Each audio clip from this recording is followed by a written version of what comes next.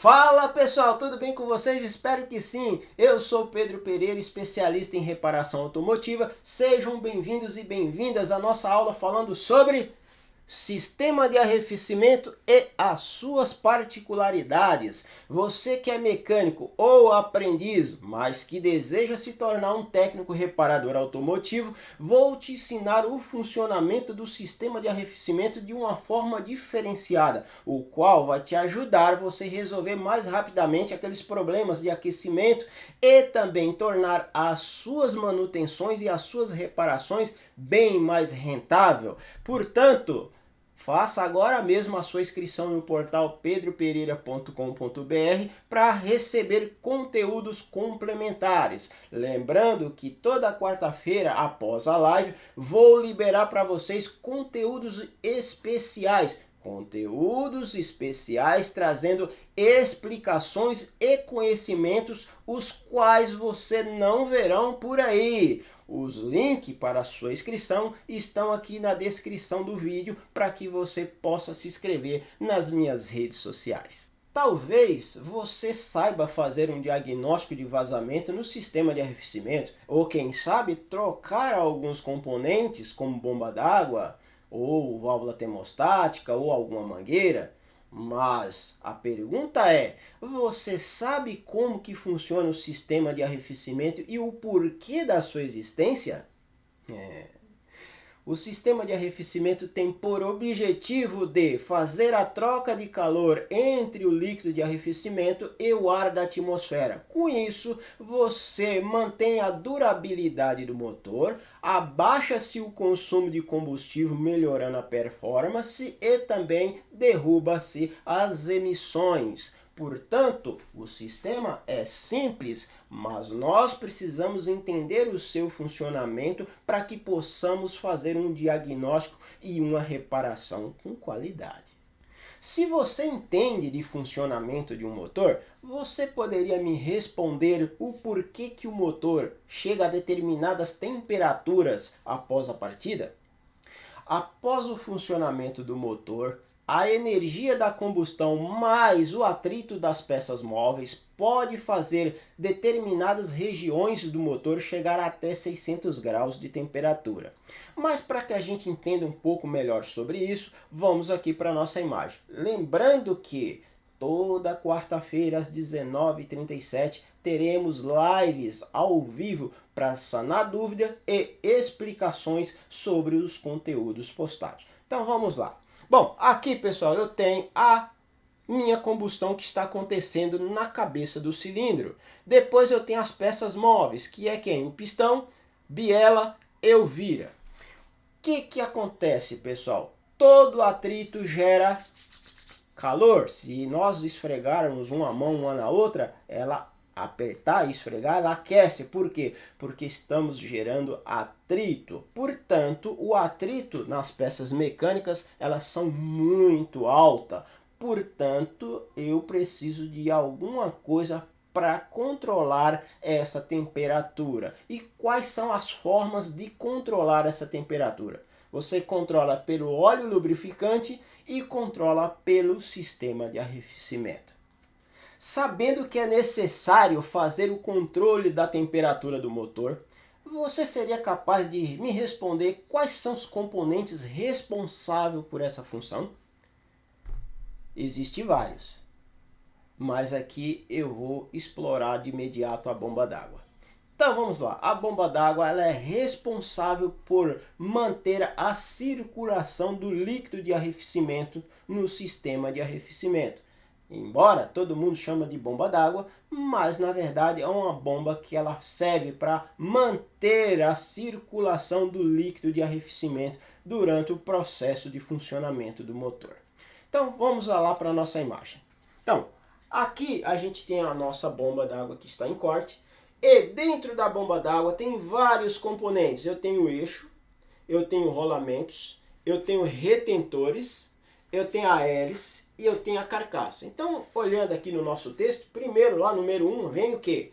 Polia. Para que serve a polia? A polia é para que ela seja movida pelo motor ou pela correia de distribuição ou pela correia de acessórios. Depois eu tenho aqui, ó, o orifício de escoamento ou respiro. Para que serve o respiro? Vejam, se eu tiver um problema no meu retentor, eu tenho que jogar o vazamento para algum lugar. Então, para evitar que caia na correia e danifique a correia ou que danifique um outro componente, esse líquido ele é escoado pelo respiro. Então, quando acontece esse tipo de ocorrência, é necessário substituir a bomba d'água. Aí eu tenho aqui o retentor, né? Que é o nosso terceiro item. Depois eu tenho o que? A hélice, né? A nossa hélice impulsora. O que é a nossa hélice impulsora? Essa peça aqui, né? Que vai fazer a circulação da água. Depois o que eu tenho mais aqui? Eu tenho a carcaça, rolamento e o eixo de rotação. O eixo de rotação ele liga a polia à minha hélice para que isso possa acontecer o movimento e manter o líquido funcionando no sistema de arrefecimento.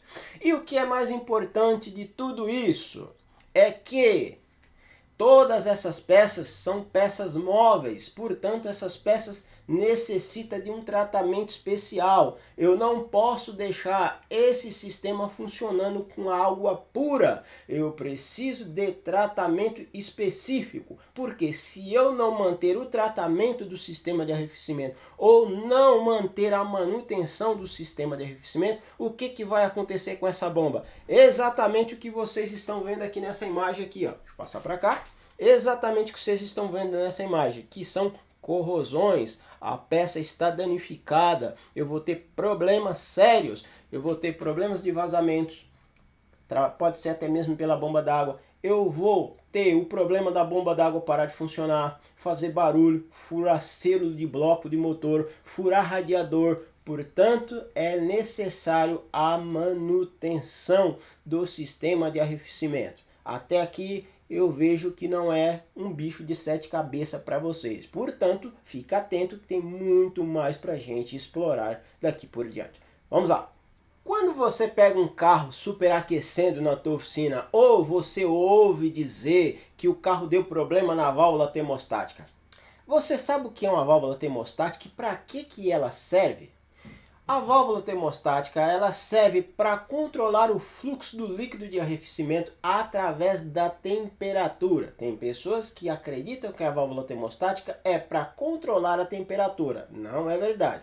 A válvula termostática ela controla o fluxo do líquido de arrefecimento através da sua temperatura. E para a gente entender um pouco melhor sobre isso, a gente vai aqui para as nossas imagens.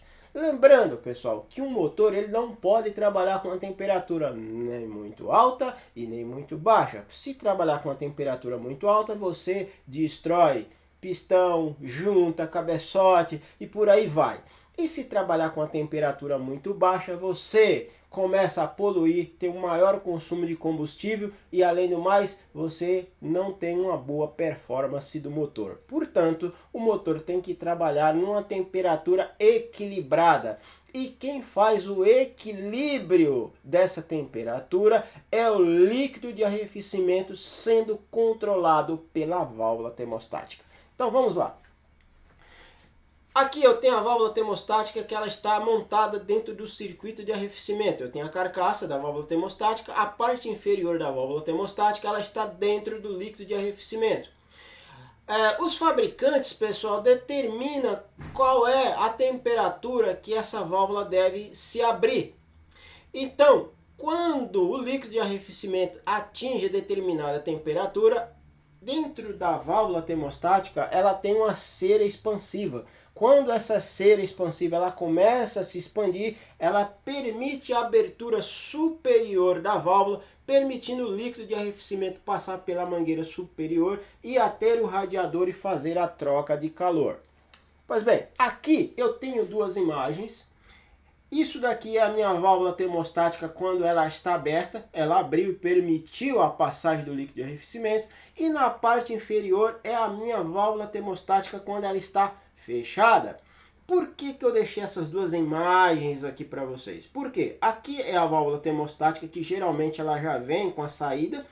Então eu aproximei a imagem para mostrar para vocês o estado dessa válvula. Por quê? Porque tanto a válvula termostática quanto a bomba d'água são peças móveis que necessitam de manutenções e lubrificações. E quem faz a lubrificação dessas peças é o nosso aditivo. Portanto, um carro que não tem aditivo no sistema de arrefecimento, é óbvio que vai ter problema de bomba d'água e na válvula termostática. Por quê? A partir do momento que a válvula termostática passa a trabalhar sem nenhuma lubrificação ou sem nenhum produto que proteja ela das corrosões e da ferrugem, é claro que você vai ter um problema de válvula termostática. E aí as pessoas vêm e removem a válvula termostática e falam, isso não serve para nada. Não serve, vamos tirar. Quando na verdade você não tem noção da importância da válvula termostática. Até aqui, tudo bem? Tranquilo? Bem, é claro que você sabe que isso aqui é um radiador e para que ele serve. Mas a minha pergunta é, você sabe como que funciona um radiador? Bem, o radiador ele funciona como um grande reservatório e, além do mais, permitir a troca de calor entre o ar da atmosfera e o líquido de arrefecimento que está em circulação no meu circuito. Portanto, para que a gente possa entender melhor sobre isso, vamos aqui para nossas imagens. Bem, então vamos lá. Eu falei da nossa válvula termostática, que a válvula termostática ela controla o fluxo de arrefecimento através da temperatura. Quando a válvula termostática ela abre, ela permite que o fluxo do líquido de arrefecimento chegue até o radiador. O radiador, por sua vez, ele tem várias galerias, né, pessoal? Fininha aqui, né? E essas galerias é que permite a troca de calor entre o ar da atmosfera e o líquido de arrefecimento. Portanto, se uma dessas galerias estiver entupida ou deteriorada, a gente começa a ter problemas de aquecimento. Mas uma outra coisa interessante é que jamais eu posso colocar qualquer radiador em um determinado motor. A engenharia, quando desenvolve o motor, determina-se a dimensão do radiador para cada tipo de motor. Porque se eu colocar um radiador muito grande, o líquido vai demorar para aquecer e uma vez que você demora muito tempo para aquecer o motor, isso caracteriza um maior consumo de combustível e maior emissões. E se eu colocar um radiador menor, além do que deve, o que vai acontecer? O líquido de arrefecimento vai ter uma passagem muito rápida, não dá tempo de fazer a troca de calor, retorna para o bloco do motor e isso pode levar a um aquecimento do motor. Cuidado, porque já vi muitas pessoas colocarem radiador novo em determinados motores e o carro continua aquecendo e não se atentou para a dimensão do radiador. Bem, mas você já sabe que é necessário colocar água no sistema de arrefecimento, não é verdade? Mas qual tipo de água devemos colocar no sistema de arrefecimento? O correto é você usar o aditivo feito uma diluição com água desmineralizada.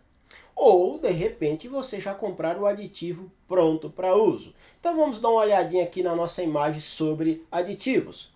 Eu tenho o aditivo pronto para uso e eu tenho o meu aditivo concentrado. Se eu for utilizar o aditivo concentrado, eu tenho que fazer a diluição usando a água desmineralizada.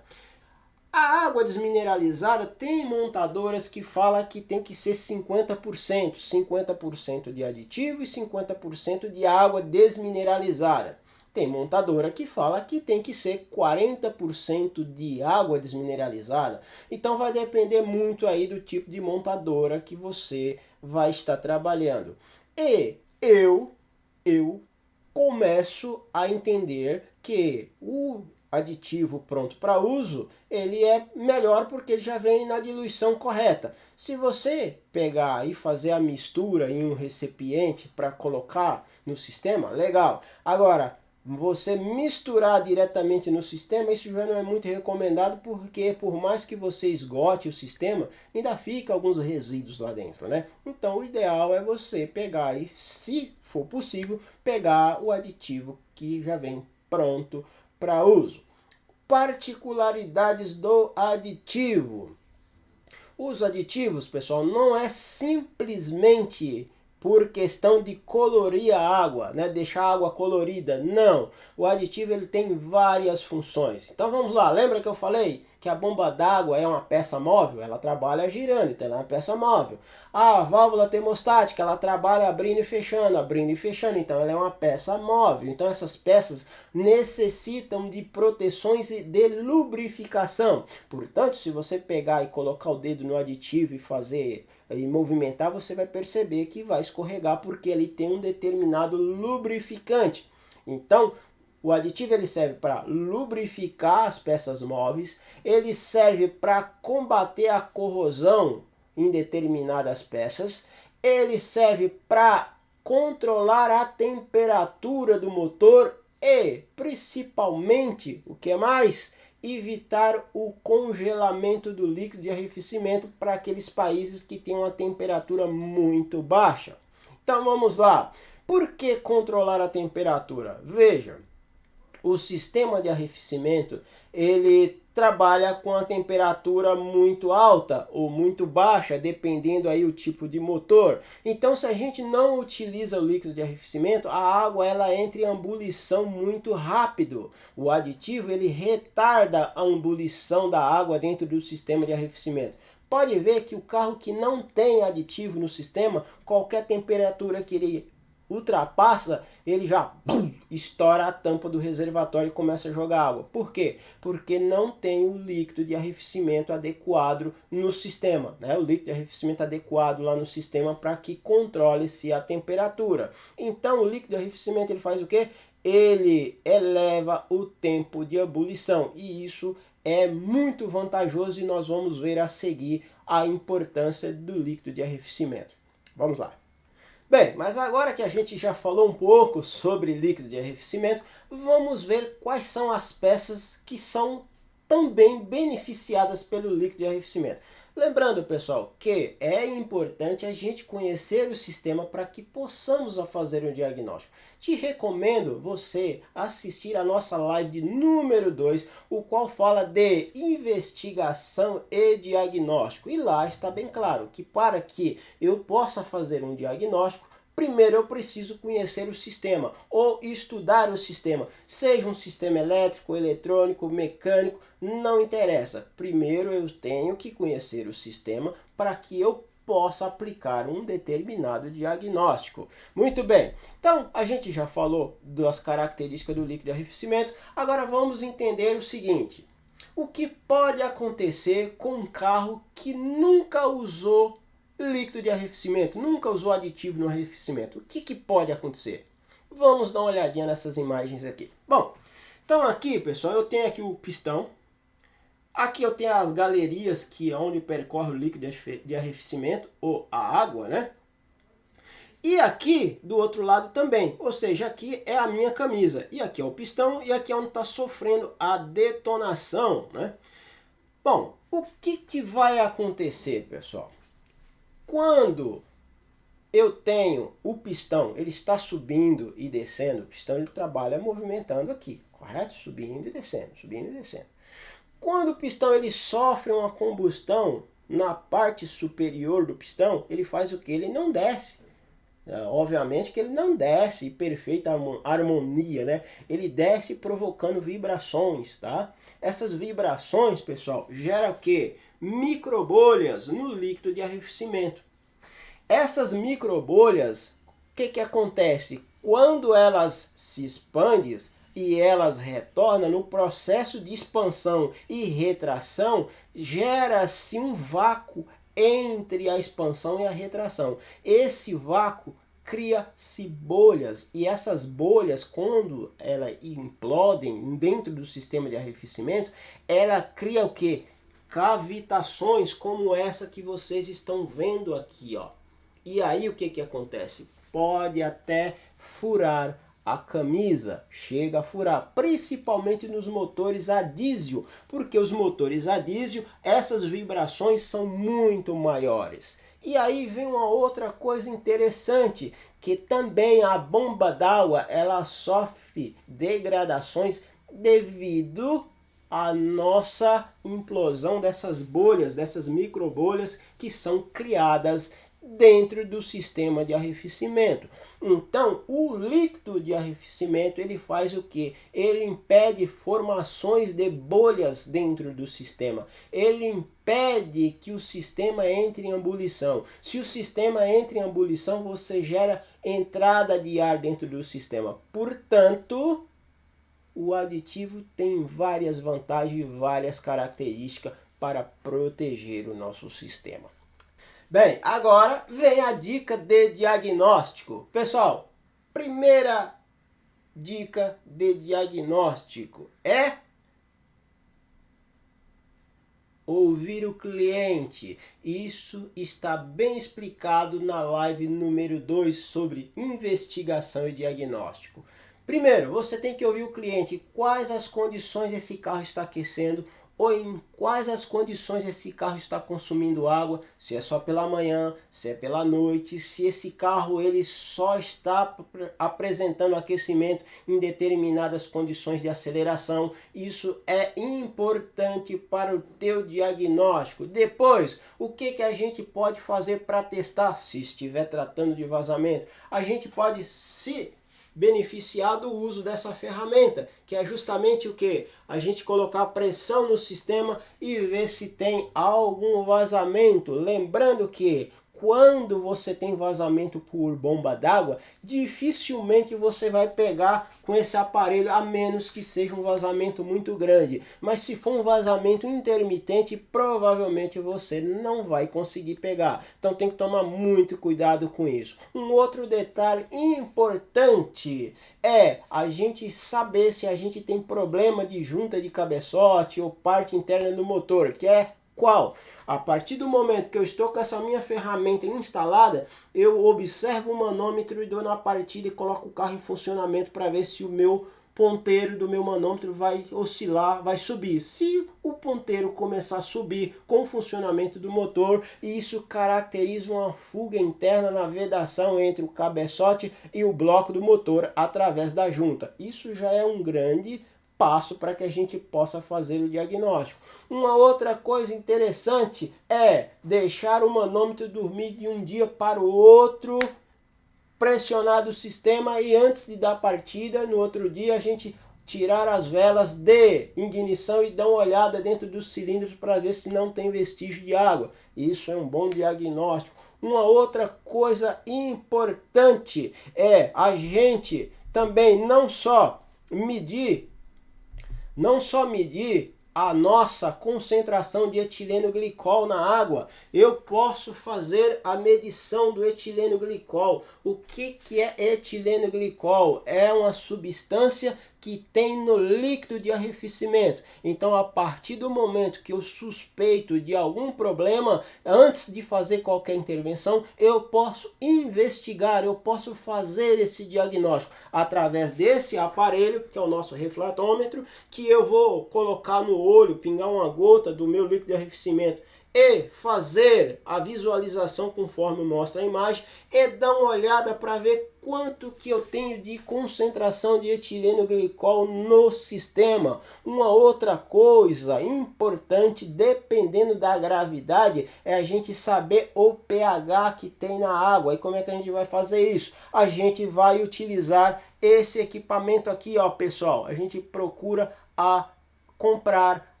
providenciar um equipamento como esse para que a gente possa fazer o controle do pH, para aí a gente ter noção do diagnóstico. Então vamos lá, pessoal, agora vamos reforçar o funcionamento do sistema de arrefecimento. Como que funciona? Bom, primeiro, pessoal, tem a bomba d'água. A bomba d'água ela faz o quê? Ela impulsiona o líquido de arrefecimento no sistema. A bomba d'água vai fazer com que o líquido de arrefecimento faça-se uma circulação no bloco do motor. Depois, como que vai acontecer o processo daí para frente? Esse líquido de arrefecimento retorna para o radiador, faz a troca de calor através do meu eletroventilador, volta para o tubo de baixa, entra o acesso para o meu reservatório e o restante volta para dentro do bloco do motor, faz-se a troca de calor e assim continua-se o círculo. Lembrando que antes da minha válvula termostática eu também tenho duas saídas específicas para fazer o aquecimento interno do veículo.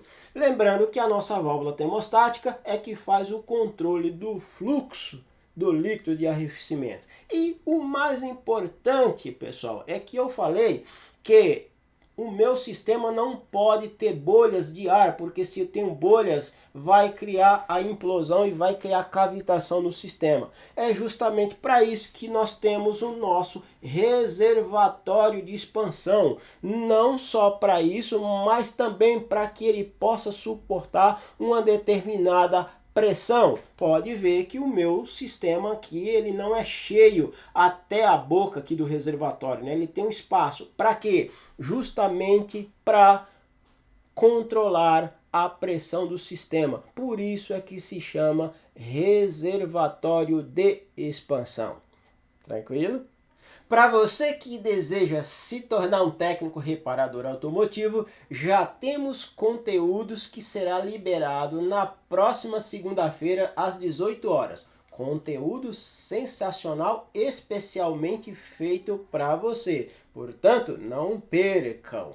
E se você assistiu esse vídeo até o final, quero te deixar o meu muito obrigado. Isso caracteriza que realmente você quer se tornar um técnico reparador automotivo. Portanto, não se esqueça de se inscrever no portal pedropereira.com.br para receber conteúdos complementares a esse vídeo. Também te convido para que na quarta-feira, às 19h37, você assista uma live Tira Dúvida referente a este conteúdo. Na live nós vamos fazer explicações e exercício para fixar o nosso aprendizado. Pessoal, meu muito obrigado. Tchau, pessoal!